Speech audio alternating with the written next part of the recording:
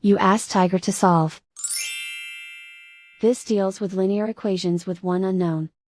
The final result is x equals 105. Let's solve it step by step. Simplify the expression. Expand the parentheses. Simplify the arithmetic. Group like terms. Multiply the coefficients. Group like terms. Simplify the arithmetic. Group all constants on the right side of the equation. Subtract 240 from both sides.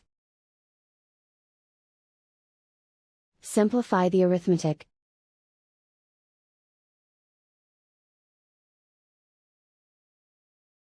Isolate the x.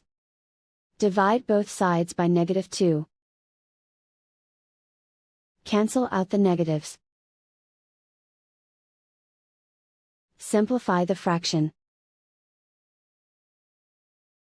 Cancel out the negatives. Find the greatest common factor of the numerator and denominator. Factor out and cancel the greatest common factor. And so the final result is x equals 105.